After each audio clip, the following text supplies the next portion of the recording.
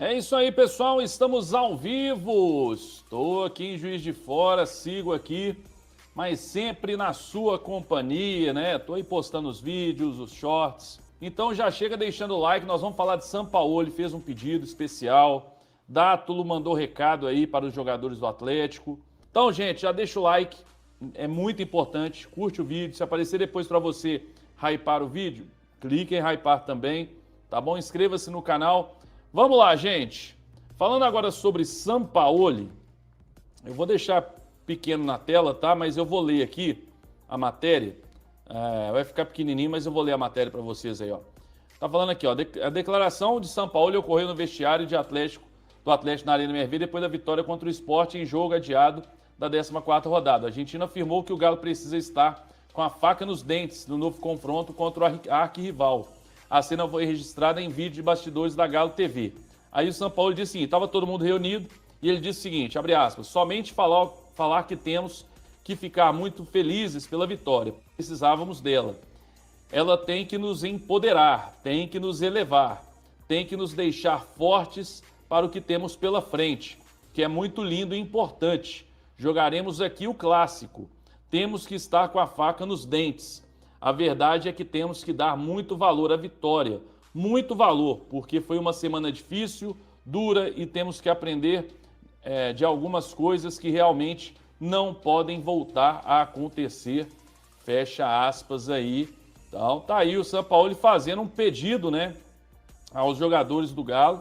Pedido importante aí para que eles entrem com foco total, né, gente? Que eles entrem realmente com foco total nessa partida diante do Cruzeiro, com a faca nos dentes. É curioso, eu estava vendo o comentário do excelente, grande Edu Panzi, e ele falando que, se você pensar o jogo contra o Fluminense, foi um jogo ali que, aquele jogo, na verdade, ele não é não é a regra se você pegar os últimos 4 jogos do Galo. Porque nós vencemos o Mirassol com muita raça, né, com um a menos ali, fez o segundo tempo com muita raça e conseguimos a vitória contra o ótimo Mirassol. Juventude não vencemos, mas não vencemos por incompetência nossa, porque perdemos várias chances claríssimas de gol, né? O Rony perdeu várias. Então era um jogo para a gente ter vencido, nem que fosse por 1-0, mas era para a gente ter vencido, mas não venceu, só que o desempenho foi bom. Aí veio o Fluminense, aquele jogo péssimo, obviamente que é aquilo também. Se você pegar Fluminense muito mal e aí depois o Sport muito bem, o Atlético fez uma partida muito boa e venceu, mas também tem que analisar que desses 4 jogos, 3 foram em casa. E 3 jogos em casa, você jogar bem, você tem que jogar fora de casa bem também. Não adianta ser só nos seus domínios, não, né? O Atlético precisa jogar bem fora de casa, mostrar mais luta, mostrar mais raça, o que não mostrou contra o Fluminense, que deixou todo mundo muito preocupado, né? Mas o que o Edu Panso falou, ele tem razão aí.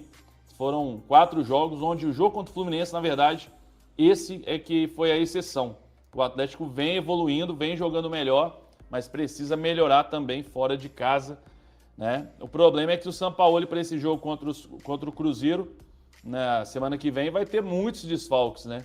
Vai ter muitos desfalques aí, muitos problemas para ele poder armar o time. Você sabia que o Galo levou 25 mil pessoas para o jogo contra o Sport, certo? O que você não sabe é que, para conseguir esse público, o Galo precisou conceder uma série de descontos, além de ingressos de graça, que fizeram com que, para essa partida, o Galo tivesse o 4º menor ticket médio da Série A. Vamos lá. A receita do jogo foi de R$904 mil.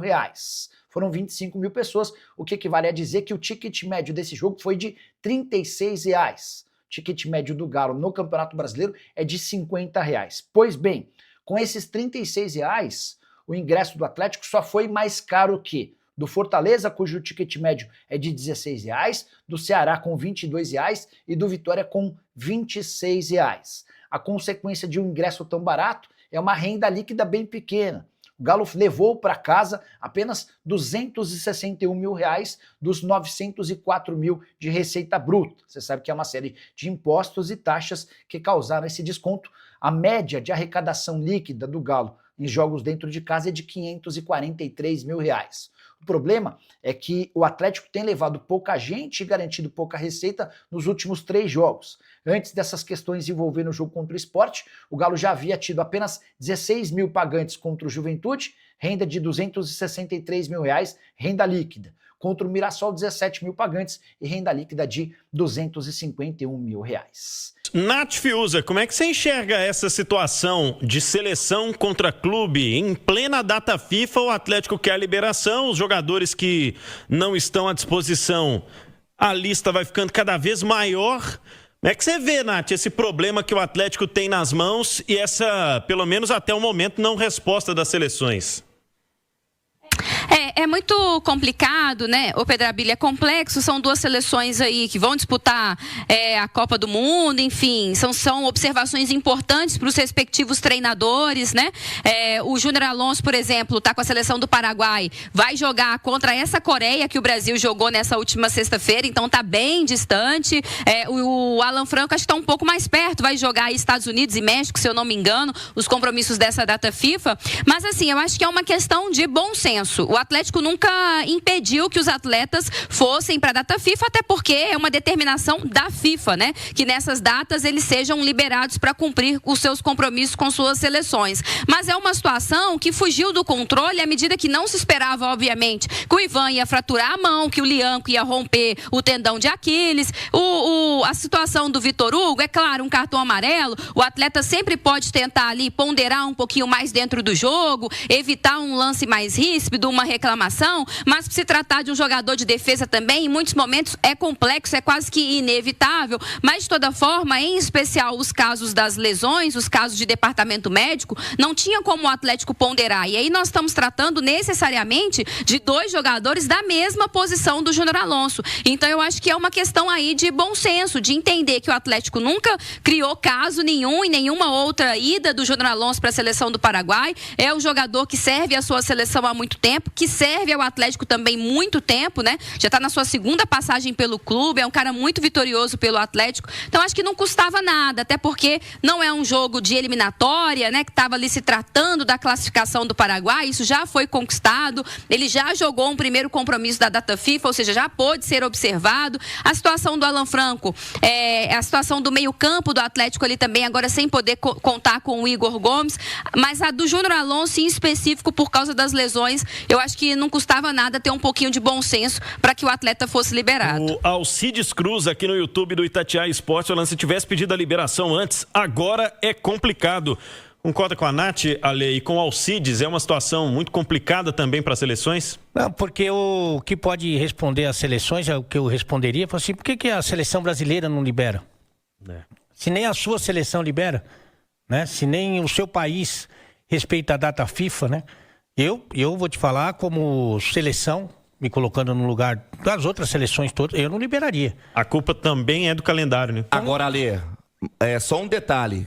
O Júnior Alonso e o Alan Franco não são jogadores que estão buscando espaço nas seleções. São titulares absolutos e não precisam serem testados para a Copa do Mundo, né? Mas são poucas, pensando com a cabeça da seleção, evidentemente, são poucas datas daqui até a Copa do Mundo. Então, acho que os treinadores, que não tem nada a ver com os clubes, eles querem aproveitar o máximo que eles puderem para entrosar, para treinar, sabe? Para fixar ideias e equipes, e formações, e esquemas. Então, se eu sou a seleção, eu também não liberaria, principalmente agora. Talvez, como disse qual o nosso ouvinte... Alcides Cruz. O Alcides, um abraço para ele. Talvez uma conversa prévia, como aconteceu, por exemplo, com o Flamengo com o Uruguai, né? É isso que ele falou aqui, ó. O Flamengo pediu antes e foi atendido. Eu acho que depende muito da relação e, enfim, cada caso é um caso, mas agora fica muito complicado mesmo.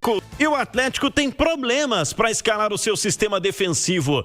Quais seriam as opções do Sampaoli para a quarta, hein, Rubem Júnior? Com tudo que foi comentado, informado, atualizado, e o Sampaoli com a cabeça tendo aquela interrogação, né? Ele vem pensando o que pode fazer até o clássico. São 2 apenas opções para a zaga. O Juan, que fez a sua estreia contra o Sport, e o Vitão, que ainda é muito jovem, né? 17 anos. Tem ali ainda toda a sua formação sendo processada, todo o planejamento para que ele possa ter a sua estreia de forma natural, então o Sampaoli vai ter que improvisar. E se não bastasse a dor de cabeça no setor defensivo, também no ataque. Isso porque o Rony está fazendo trabalhos internos com edema no adutor da coxa direita. E segue como dúvida o Rony, depois, de quebrar aquele jejum de muito tempo sem marcar. Fato é que o setor defensivo tem apenas essas duas opções. Então, até para você rolar a bola pro Alê, o Fausto Vera pode ser improvisado, Pedro? Boa pergunta. Ale Oliveira, tem alguém que você vê nesse elenco que possa ser improvisado na zaga? Ano passado, o Batalha argentino virou zagueiro, e né? Foi o volante. melhor zagueiro, talvez, da temporada. Verdade, foi com o Gabriel Milito. E agora, Ale, tem alguém nesse elenco, além do Saravia, que você vê que possa fazer essa função? Lembrando que o Lianco, a gente faz de conta que a gente esquece, o Lianco era do elenco do ano passado. É verdade. Esse Lianco que arrebentou nessa temporada, muitas vezes era deslocado para lateral direita, o Batalha jogar de zagueiro. O Batalha que é um grande volante, né? Ano passado até o Fux jogou de lateral. Exatamente. Cada um jogando numa posição que não era a sua. Que era mais ou menos o lema, né, do Milito.